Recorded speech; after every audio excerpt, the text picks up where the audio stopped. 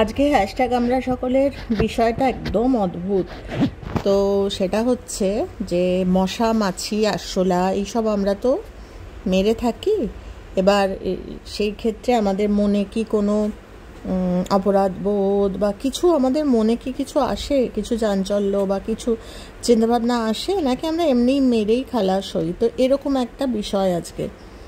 সত্যি মানুষের মনটা না, সে চিন্তার ফ্যাক্টরি। কত কি মানুষের মনে আসে।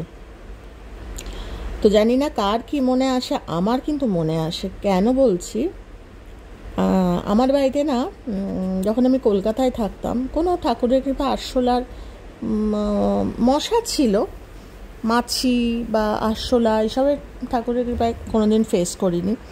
যেটা প্রবলেম হতো সেটা হচ্ছে টিকটিকি। তো টিকটিকির কথা সবাই বলতো, টিকটিকি মারতে নেই, টিকটিকি মা লক্ষ্মী।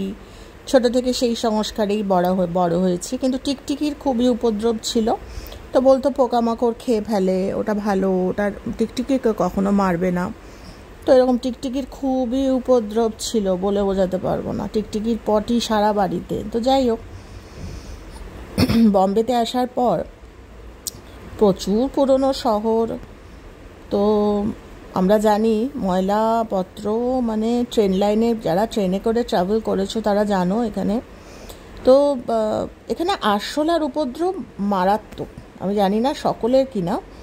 তো আমরা যেখানে থাকি, মানে আরশোলার উপদ্রব বলে বোঝাতে পারবো না তোমাদের।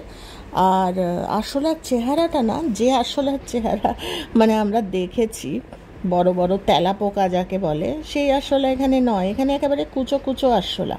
এটা অদ্ভুত চেহারা আরশোলার। আর সেই আরশোলা মারতেই হয়, মানে এমন মারতে হয় যে লোক ডেকে, মানে মানুষ, আরবান কোম্পানি বা এরকম মানুষকে ডেকে, মানে কোনোদিনও ভাবতে পারিনি এই ধরনের অভিজ্ঞতা। মশা, সে তো মানে বলে বোঝাতে পারবো না। আমরা একটু উঁচু তলার দিকে থাকি, কিন্তু কুচি কুচি কুচি কুচি সেই 0 ফিগারের মশা চোখে দেখা যায় না। মাছি, তো মাছিরও একটা সংস্কার আছে বলে, এরকম প্রচুর পুরাণে আমরা গল্প পেয়েছি। ইভেন শ্রী হনুমানজিরও গল্প আছে, যিনি কিন্তু মাছি হয়েই প্রবেশ করেছিলেন যেখানে রাম আর লক্ষ্মণকে কিন্তু একবার সেই ইয়েকে দিয়ে, কোন রাবণের এক ভাইকে দিয়ে রাম আর লক্ষ্মণকে কিন্তু জাদু মন্ত্রে আটকে ছিল। এবং সেখানে শ্রী হনুমানজি খবর পেয়েছিলেন রাবণের ভাইয়ের কাছ থেকে, মানে বিভীষণের কাছ থেকে, যে শিগগিরই যাও, এরপর কিন্তু রক্ষা করতে পারবে না। তো শ্রী হনুমানজি তো প্রোটেক্টিভ ফোর্স ছিলেন, তো উনি দৌড়েছিলেন এবং যেখানে রাখা হয়েছিল সেখানে প্রবেশের পথই ছিল না, কেন জাদু মন্ত্রে। তো যাই হোক, তো উনিও তো মায়া বলে, আমরা জানি না।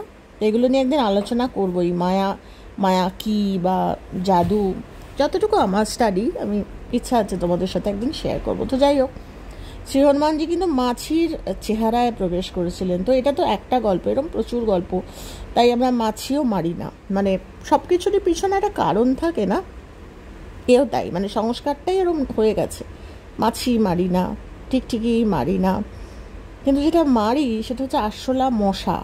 এদের পিছনে আমি জানি না তোমরা জানো কি না, আমি কোনো গল্প এরকম আমার কানে আসেনি। আর তবে গল্প না এলেও ভিতরে একটা অসম্ভব, আমি জানি না তোমাদের কজনের হয়, আমার একটা ভীষণ অপরাধ বোধ কাজ করে। বলে, যা তুমি জন্ম দিতে পারো না তা তোমার মারারও অধিকার নেই। তো সেটা মশা হোক বা তেলাপোকা, আরশোলা হোক, আমি তো তাদের জন্ম দেওয়াতে পারি না।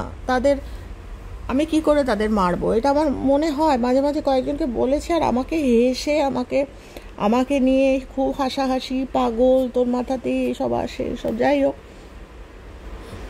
আমি তখন এর থেকে বাঁচার একটা উপায় করেছি, তাতে কি হয়, আমি এর হাত থেকে বাঁচতে পারি। আমার যে অপরাধ বোধ ভালো নয়, গিল্ট ফিলিং কিন্তু একদম ভালো নয়, আমরা জানি। তো সেটা থেকে বাঁচার জন্য একটা রাস্তা বার করেছি। যখন আমি আমার কথা বলছি তোমাদের সাথে, সেটা হচ্ছে যখনই আমি, ঠাকুর না করুক, আমাকে আরশোলা মারতে হয়, রোজ রাতে আমাকে হাজার করি না কেন আরশোলা আছেই আছে। আরশোলার জ্বালায় আমি প্রাণ আমার ওষ্ঠাগত। তো আরশোলা আমাকে মারতেই হয়। মশার ধূপ, আরশোলা, মারতে হয়। তো একটা করি এখন, যতবার, আজকে নয় বহু বছর ধরে এটাই করে আসছি, ভাবলাম তোমাদের সাথে একটু শেয়ার করি। সেটা হচ্ছে যখনই আমি মশা মারি বা যখনই আমি আরশোলা মারি, মানে আরশোলা বেগন স্প্রে দিয়ে বা যেভাবে হোক আমি মারি, আমার ভিতরে স্পন্টেনিয়াসলি বেরিয়ে আসে, তোদের মানব জন্ম হোক, তোদের মানব জন্ম হোক, তোদের মানব জন্ম হোক, তোরা মানুষের জন্মে আয়, তোরা আবার জন্ম নে, তোরা মানুষের জন্ম। তো আমার মনের মধ্যে এই একটা অসম্ভব একটা ফিলিং কাজ করে। তো বলে যে পিছনে যদি কোনো ভালো ইন্টেনশন থাকে, হাজার অপরাধও কিন্তু অপরাধ হিসাবে গ্রান্ট হয় না। তো তোমরা বলতে পারো আমি আমাকে কম্পেনসেট করি আমার অপরাধ বোধটাকে, কিন্তু কি করব, এর হাত থেকে বাঁচার আমার এই একটাই উপায়। যখনই, আর এখন তো আমার এটা একদম প্র্যাকটিস হয়ে গেছে, সবাইকে বলতে পারি না, আমাকে পাগল ভাবে হয়তো, কিন্তু তাও বলি, যদি কেউ শোনে। তো এই অপরাধ বোধের হাত থেকে বাঁচার জন্য আমি কিন্তু যতবারই আরশোলা মারি, ঢম করে একটা মশা মারলাম, বললাম তোর মানব জন্ম হোক, বেগন স্প্রে দিয়ে 2টো আরশোলা মারলাম, তোর মানব জন্ম হোক, তুই আবার জন্মা মানুষ হয়ে, এরমভাবে বলি। বলা তো যায় না আমার প্রার্থনায় তারা যদি মানুষের জন্ম পায়, বলে প্রার্থনা ট্রান্সেন্ড করে, হয়তো এসেই ছিল আমার বাড়িতে এই প্রার্থনা পাওয়ার জন্য। তো এটা জানি না এটা আমার ছেলে মানুষই বিশ্বাস নাকি এটা আমার, তো যাই হোক, এটা আমার ভিতরকার একেবারে কিছু কথা তোমাদের সাথে শেয়ার করলাম। ভালো থেকো তোমরা। তো আর কি বলবো, এইটুকুই ভিডিও করলাম। এটার পিছনে আর আমার কিছু বলার নেই, এটা আমার বলার একটা ছিল যে আমার অপরাধ বোধ আমি কি করে, কারণ পিছনে কিছু না থাকলে ইন্টেনশন, সেটা কিন্তু বিভিন্ন রকম চেহারা নেয়। তো এটা তোমাদের সাথে আলোচনা করলাম। খুব ভালো থেকো, আর যে যেখানে আছো কজে থেকো।